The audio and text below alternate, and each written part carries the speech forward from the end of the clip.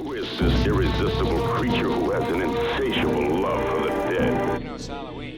I guess everyone's a devil and gets scared. Stop the prime time, bitch!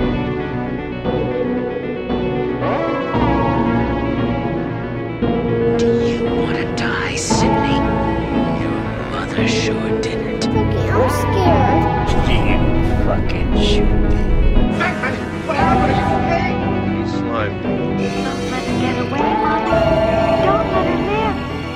I won't, Jesus. I won't.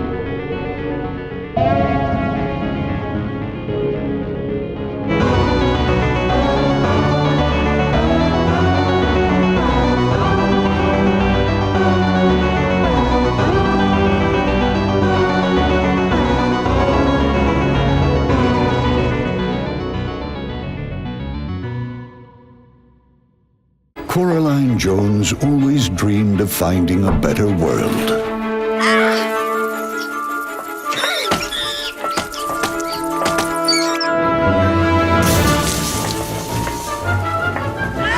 A world more exciting than this.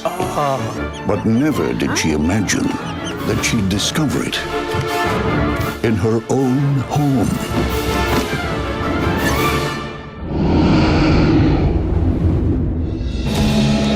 A parallel place We've been waiting for you, Coraline. where parents are always fun I love your garden. Can't believe you did this. and everything is so good What's shaking, baby? it just can't be real. Mom? You're just in time for supper, dear. Welcome back to year one of my Halloween Spooktacular. Tonight, we're talking about Coraline. Coraline is a film that, believe it or not, I didn't get into when I first saw it. When I was a kid and I first started watching it, I honestly didn't even finish it. I didn't like it at all. But down the road, I eventually decided to give it another try, and I really liked it that time. I think I'm the only person in my family that actually likes this movie, and if not, I'm definitely the one that likes it the most. Coraline is one of those rare movies that just gets better and better with each rewatch, and you find more and more to appreciate each time you watch it. You can't really talk about Coraline without talking about its animation. The animation in this movie is remarkable. The stop motion is insane. It's still hard for me to wrap my head around that people actually managed to make something with this with just their hands and clay. There's still so much stuff in this movie that blows my mind how they accomplished it. And this movie is 15 years old this year. It's one of the most impressively animated movies I've ever seen. And a movie like Coraline also wouldn't work without its voice actors, and they all do a really good job in here. Dakota Fanning as Coraline is amazing. I was shocked to find out that she was 10 years old when she started working on this movie because she gives such a mature performance for her age. She basically has to carry the movie, and that's no easy task, especially for a 10-year-old. She knocked it out of the park. Terry Hatcher is great here too, and she definitely has a lot of range here. She can go from a nice and innocent mother to a very scary and demented one. This movie asked a lot of her, and I think she delivered. John Hodgkin is great as both fathers. Definitely not the focus of the movie, but for what they do, they're really fun and entertaining, and also very memorable. And of course, Keith David is good as always. He's used very well and in a very creative way. He basically helps Coraline throughout the entire movie. And even though his character isn't in it a lot, he still feels very important to the movie.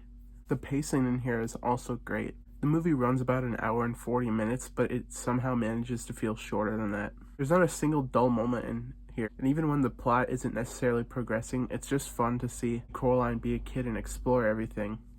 The movie could get easily boring when it keeps cutting back to the normal world, but I don't think it was boring at all. I think it was really well handled, and I feel like it was just as integral to the story as the alternate world was.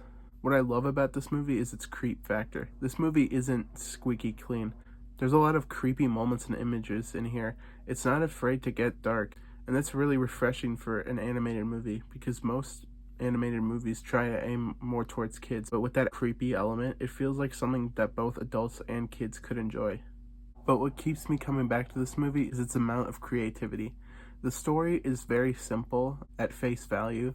It's basically just a girl that's bored of her old life and discovers this new other version of her life where everything's to her liking. It's a very simple plot, but it's still one of the most unique movies I've ever seen. There's just so much here to appreciate.